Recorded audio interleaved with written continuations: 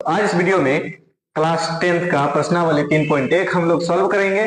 तो पहले आप लोग फटाक से कॉपी कलम निकाल लीजिए और धड़ाधड़ लिखते जाइएगा, ताकि सॉल्व होने के बाद सवाल आपको दोबारा वीडियो देखना नहीं पड़े।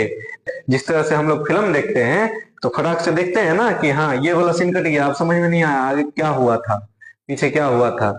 तो उसी तरह से इस वीडियो में भी अगर थोड़ा सा छूट जाएगा ना तो समझ में नहीं आएगा, फिर बाद में बोलिएगा समझ में नहीं आता। तो चलिए आज हम लोग क्या सॉल्व करेंगे।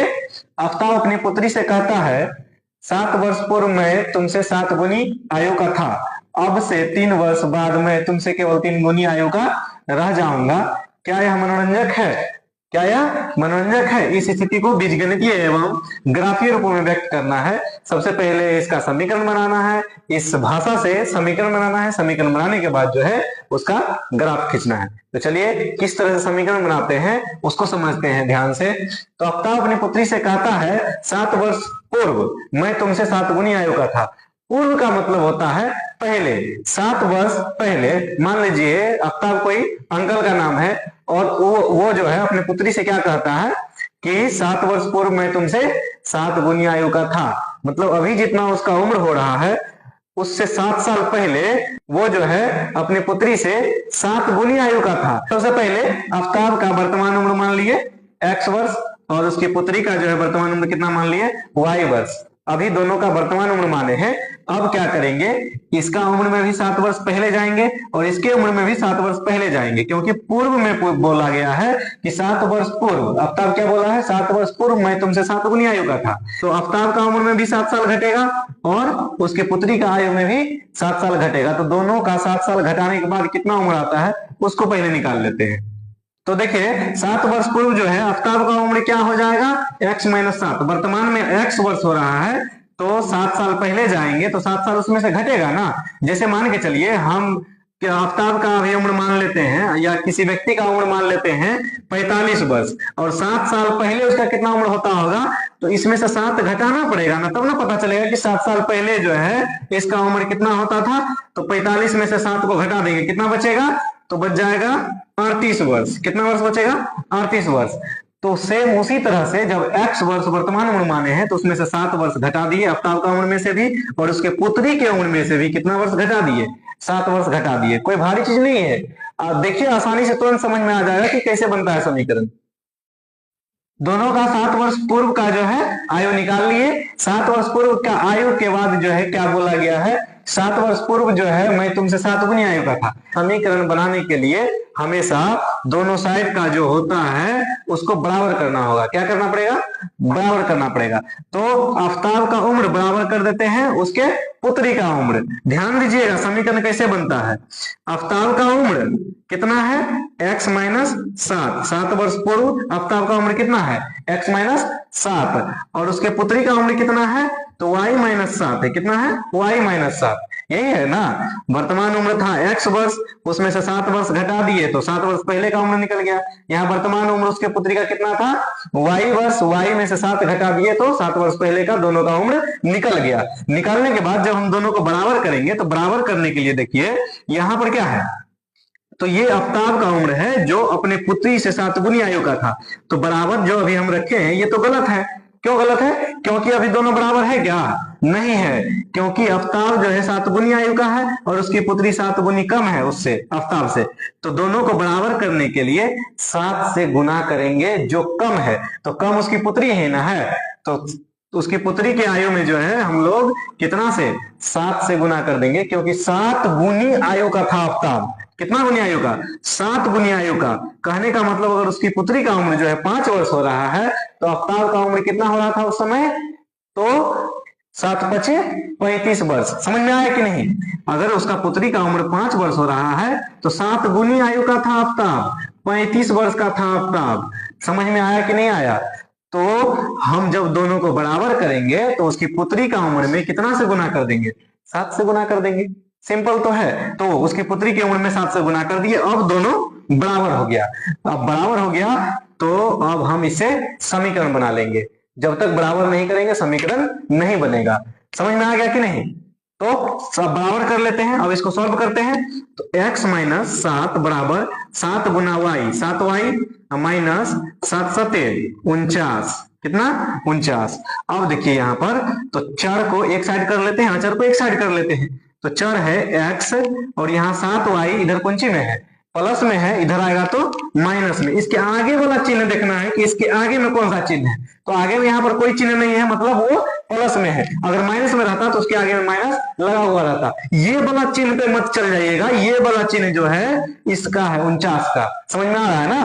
तो 7y को इधर भेजेंगे तो ये माइनस में आ जाएगा 7y, ठीक है, बराबर। अब इधर क्या है तो -49 बचा हुआ है, -49 लिख दिए। अब इधर से ये वाला 7 जो है, इस 7 को उधर भेज देंगे। तो ये 7 इधर माइनस में है, इसके आगे में कौन सा चिन्ह है, माइनस का चिन्ह है, तो इसको उधर भेज देंगे। तो ये इधर से उधर जाएगा तो प्लस में हो जाएगा। समझ में आ रहा है कि नहीं आ रहा है? एकदम ध्यान से वीडियो को देखिएगा, तुरंत समीकरण बनाने सीख जाइएगा। कोई भारी चीज है ही नहीं। आप लोग को तो लगता होगा कि अरे बाप रे बाप इतना बड़ा सवाल, ऐसा कुछ नहीं है। ध्यान से देखिए, तुरंत समझ में आ जाएगा। यूं यूं यूं चुटकी में बन जाएगा सवाल। देखिए x - 7y, जब हम 49 में 7 को जोड़ेंगे, क्योंकि यहाँ देखिए 7 प्लस में है, 49 माइनस में है, तो इसमें जब इसको जोड़ेंगे तो 49 में से 7 को घटा देंगे, हो जाएगा -42 बच जाएगा। क्या बच जाएगा, -42।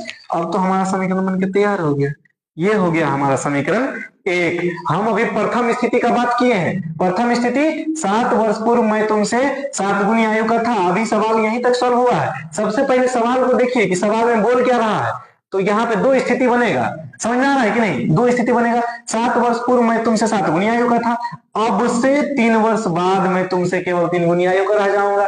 तो अब से 3 वर्ष बाद, अब हम दूसरा, अब जो है यहां से सवाल का सॉल्व करेंगे तो दूसरा स्थिति बनेगा। अभी समीकरण 1 बना है, एक समीकरण और बनेगा, क्योंकि हम पढ़ क्या रहे हैं, 2 चर वाले रैखिक समीकरण युग्म। तो इसमें कितना समीकरण बनेगा, 2 समीकरण बनेगा। हमेशा हर सवाल में 2 समीकरण बनेगा।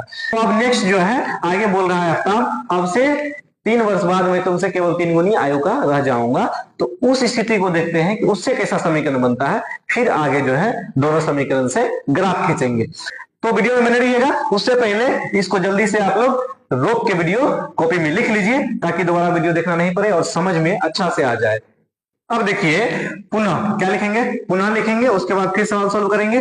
क्या बोल रहा है, तो 3 वर्ष बाद, देखिए यहाँ सवाल को देखना है, यहां मत देखिए, यहां नहीं देखना है, सवाल को देखिए। अब से 3 वर्ष बाद मैं तुमसे केवल 3 गुनी आयु का रह जाऊंगा, आफ्ताब बोल रहा है। तो अब से 3 वर्ष बाद मतलब अभी से 3 वर्ष बाद। अगर अभी किसी व्यक्ति का उम्र जो है 7 साल हो रहा है, तो अब से 3 वर्ष बाद कितना होगा, तो उसका 7 और 3 10 साल हो जाएगा। अभी से 3 वर्ष बाद कितना वर्ष हो जाएगा, 10 वर्ष का हो जाएगा। तो अभी अगर आफ्ताब जो है कितना वर्ष का है, वर्तमान में अभी कितना वर्ष का है, x वर्ष का है, तो अभी से 3 वर्ष बाद कितना का हो जाएगा, x + 3 वर्ष का हो जाएगा कि नहीं। तो उसी तरह से उसका पुत्री का भी तो उम्र बढ़ेगा, खाली आफ्ताब नहीं ना बढ़ेगा जी, उसका पुत्री भी बढ़ेगी। तो अब क्या करेंगे, अब इस दोनों को जो है 3 वर्ष बाद वाला उम्र को जब बराबर करेंगे तब समीकरण बनेगा फिर से। तो बराबर कैसे करेंगे, तो x + 3 ये हो गया आफ्ताब का उम्र, और इक्वल क्या हो जाएगा, बराबर क्या हो जाएगा, y + 3। ये किसका उम्र है, ये है उसकी पुत्री का उम्र। लेकिन अभी बराबर कैसे दे देंगे, ये बराबर है क्या, अभी बराबर नहीं है, क्योंकि आफ्ताब तो अभी 3 गुना आयु का है, ये है। तो इसमें 3 से गुना करेंगे, जो छोटा है उसका पुत्री में छोटा है जी, कि आफ्ताब छोटा है, तो उसका पुत्री छोटा है, तो उसका पुत्री का उम्र में कितना से गुना करेंगे, 3 से, क्योंकि 3 गुनी आयु का है आफ्ताब। तो इसमें 3 से गुना करेंगे तब ना दोनों बराबर होगा। तो गुना कर दीजिए ना, बस हल हो जाएगा, समीकरण निकल जाएगा। तो x + 3 बराबर 3 गुना y, तो 3y हो जाएगा, नहीं होगा, 3 गुना y करेंगे तो 3y होगा, अब प्लस, तो प्लस 3 × 3 = 9, गुना कर दिए। अब चर को एक साइड कर लीजिए, अचर को एक साइड कर दीजिए। तो x यहाँ पे 3y कौन सी में है, प्लस में है, आगे में कोई चिन्ह नहीं है, मतलब प्लस में है। इसको इधर भेजेंगे तो माइनस में 3y हो जाएगा, बराबर में यहाँ क्या बचा, 9 बचा। और इधर से किसको भेजना है, 3 को भेजना है, यहाँ 3 प्लस में उधर जाएगा तो माइनस में, तो -3 हो गया। तो समीकरण बन गया ना जी, बन गया। देखिए कितना आसान है समीकरण बनाना। समीकरण 2 इसका नाम दे दिए, उसका समीकरण 1 नाम दिए थे, इसका 2 दे दिए। ठीक है, समीकरण हमारा बनके रेडी हो गया है। अब क्या करेंगे, तो अब ग्राफ खींचेंगे। क्या करेंगे, ग्राफ खींचेंगे। अगर ग्राफ समझ में नहीं आता है तो सबसे पहले जो है, अभी कैसे बोल दें, अभी खिंचवे नहीं किए तो नहीं,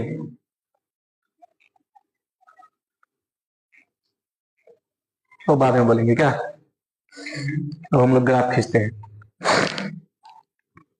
तो उससे पहले आप लोग जल्दी से वीडियो रोक के इसको लिख लीजिए, ताकि दोबारा फिर वीडियो देखना नहीं पड़े। सिंपल बात है, बार बार हम यही बोल रहे हैं कि जैसे ही हम यहाँ पे जो है सवाल सॉल्व किए, वीडियो को रोकिए, पहले उसको लिख लीजिए ताकि अच्छा से समझ में आए। तो यहां से लिखना है इस बार पुनः से, इसको नहीं लिखना है दोबारा, इसको एक ही बार लिखना है। वर्तमान उम्र जब भी मानेंगे एक ही बार मानेंगे, समझ में आए कि नहीं।